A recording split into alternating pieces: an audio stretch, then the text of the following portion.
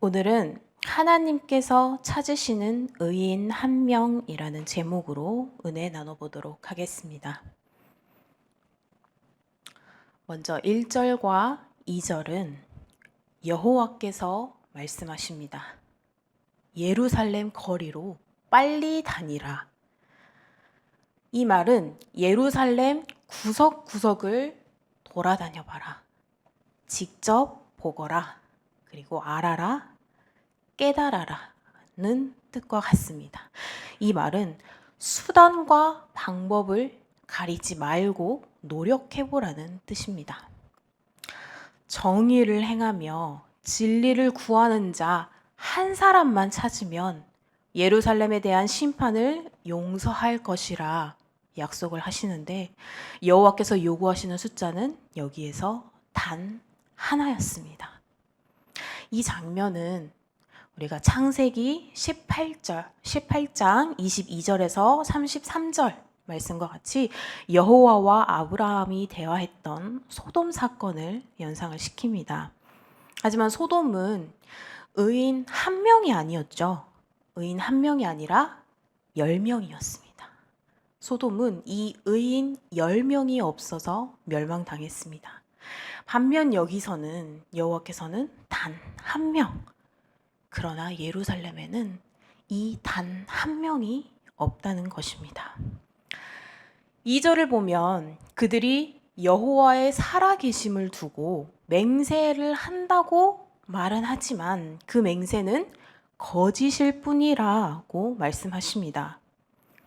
여기에서는 출애굽기 20장 7절 내 이름을 망령되이 일컫지 말라는 계명과 또 출애굽기 20장 15절 이웃에 대하여 거짓 증거하지 말라는 계명을 어긴 것과 연관을 지을 수 있는데요. 이런 여호와의 명령과 그러한 말씀에 예언자는 대답합니다. 자기 백성의 거짓된 삶을 지적하면서 심판하지 않을 수 없음을 안타깝게 말씀하시는 하나님께 자신이 겪은 바를 말을 합니다.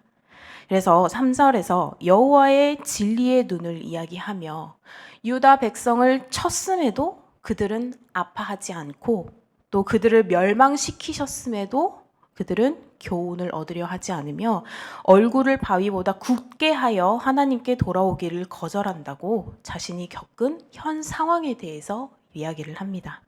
그러면서 4절과 5절 말씀에 비천하고 어리석은 자와 지도자들로 나누어서 이야기를 합니다.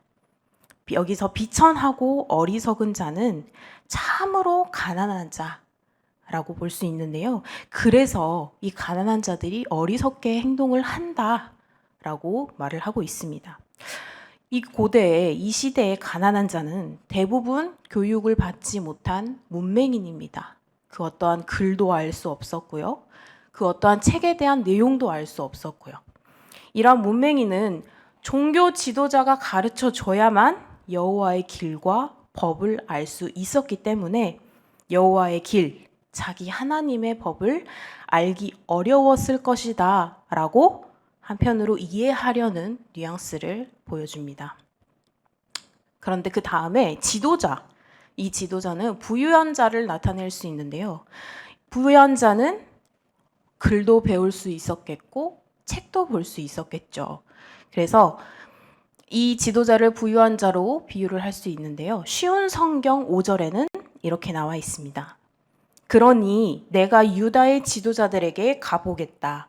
가서 그들에게 말해보겠다.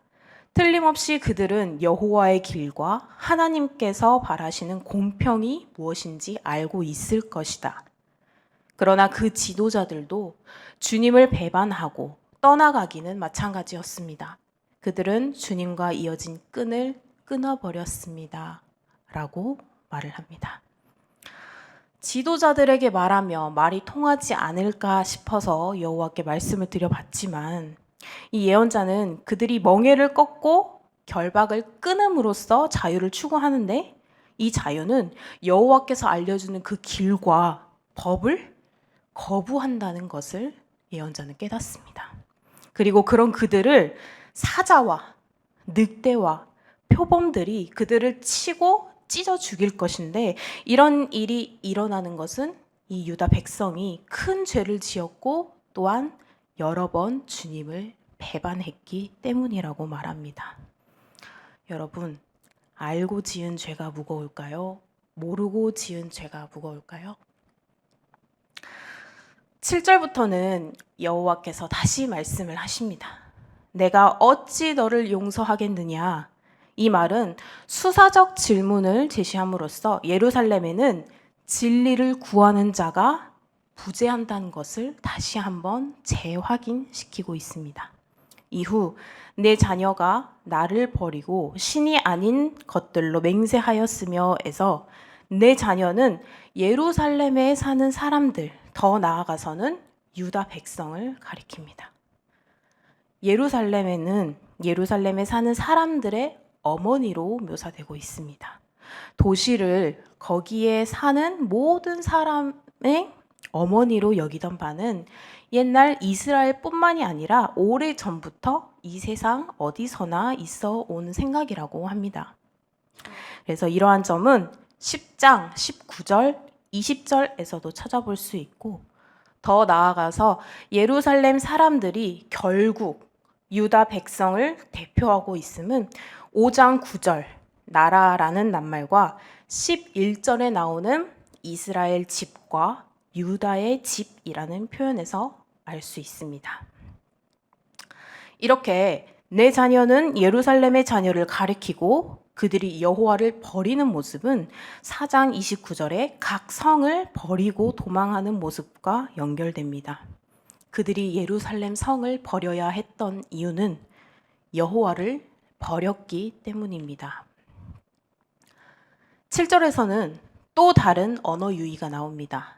예루살렘 거주민은 신이 아닌 것들에게 맹세하였지만 그들을 배불리 먹인 분은 바로 여호와십니다. 본문은 예루살렘 주민이 자신들을 배불리 먹인 여호와를 알지 못하고 헛된 것을 숭배하는 것을 언어 유희를 통하여서 비판하고 있습니다. 그들이 간음하며 창기의 집에 허다히 모이며에서 본문은 예루살렘의 행위를 간음으로 규정하는데, 이것은 십계명에서도 사용된 언어입니다. 예루살렘은 반복적으로 또한 여성으로 표현되고 있습니다. 간음이라는 용어는 여호와와 이스라엘의 관계를 부부로 규정하고 있음을 전제하며 그들이 남편인 여호와를 배신하고 간음한 결과는 죽음이었습니다. 이스라엘 법에서는 지금도 아마 그 법이 있는 걸로 알고 있어요. 간음, 간통죄. 이 죄를 범하면 돌로 처음 맞아 죽는 그런 벌이 아직도 있는 걸로 알고 있어요. 그것처럼 여호와를 배신하고 간음한 결과는 죽음이었습니다. 또 8절에서 이스라엘을 살찐 수말에 비유하고 이웃의 아내를 따르며, 이 말은 이웃의 아내를 향해 달려드는 모습, 즉 수말이 왕성한 성욕을 채우고자 이웃의 아내를 탐낼 정도로 지금 이스라엘들이 지금 성적 욕망을 절제할 수 없는 그런 상황이라는 것입니다. 결국 이스라엘은 여호와께서 풍요를 가져다 주었음에도 여호와를 따라가지 않고 여호와의 말씀을 듣지 않고 깨닫지 못하고 결국은 바알신과 같은 신이 아닌 것들에 따라가게 되었습니다. 이러한 이스라엘 백성을 하나님께서 심판하시는 것이 과연 부적절할까요?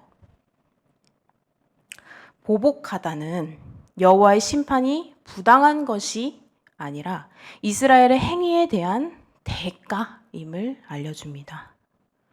이런 하나님의 보복은 정의를 바로 세우는 과정이라고 볼 수 있습니다. 심판을 받고도 마음을 돌이키지 않는데 심판도 없이 마냥 용서한다면 아예 자기 죄를 깨닫지도 못할 것이고 또 인정하지도 않을 것입니다. 우리가 어린아이를 예를 들어 볼게요. 예를 들어서 어린아이가 친구를 때리려고 합니다. 분명 때리면 안 된다고 여러분들께서는 이야기를 해주시겠죠? 그런데 아이가 그 말을 듣고도 또 친구를 때리려고 할 때 그때는 어떻게 하시나요? 네. 아무 말 없이 지켜보다가 그 어린아이가 친구를 때리면 뭐 그래 어리니까 그럴 수 있어. 그래 더 때려. 뭐 이러거나 아무 말 없이 침묵을 하거나 그런 상황은 없겠죠. 만약에 그런다면 이 아이가 과연 그 친구를 때리는 그 행동이 어떻다고 생각을 할까요? 아마도 친구를 때리는 게 잘못된 행동이라는 것을 모르고 오히려 또한 자랑거리로 삼으려 들지도 모릅니다. 신 아닌 것에 조아리고 필요한 것을 채워주니 창기짓을 여전하게 하고 마음에도 없는 거짓 회개를 습관적으로 반복하는 이들을 용서하는 것은 사랑이 아니라 불의입니다. 우리는 어떨까요? 우리 가정에서 또 우리 교회에서 더 나아가 이 시대에서는 주께서 과연 의인을 몇 명이나 찾으실 것 같습니까? 그 의인 한 사람이 나라고 우리는 확신할 수 있습니까? 거짓 회개가 아닐지라도 앞에서 질문 드렸던 것처럼 알고 지은 죄가 있습니까? 모르고 지은 죄가 있습니까? 그 죄에 회개를 하셨습니까? 그럼 하나만 더 질문을 드리겠습니다. 회개 기도를 하고 또 똑같은 죄인 줄을 알면서도 반복한 적은 없었습니까? 채워주심에 감사하고 회개함에 더 이상 똑같은 죄를 짓지 않게 노력하고 하나님께서 주신 진리의 말씀을 지키려 노력할 때 소돔처럼 또 예루살렘처럼 단 10명, 아니 단 한 명의 그런 의인이 되어 하나님께서 심판하시려다가 그래 너가 있었구나 하고 용서받을 수 있는 귀한 성도님들이 되시기를 주님의 이름으로 소망합니다. 기도하시겠습니다. 우리를 사랑하셔서 마지막 한 사람까지 찾으시려 오래 참으시는 주님, 주님의 은혜에 감사드립니다. 알고 지은 죄들, 모르고 지은 죄들을 깨닫게 하시고 회개함으로 나아가 또 같은 죄를 짓지 않고 주님이 주신 말씀 안에서 바로 서는 의인이 될 수 있도록 우리의 길을 인도하여 주시옵소서. 오늘 하루도 말씀 가운데 있게 하시고 언제나 주님의 은혜에 감사드리며 우리의 길이요 진리요 생명이신 예수님의 이름으로 기도드립니다. 아멘.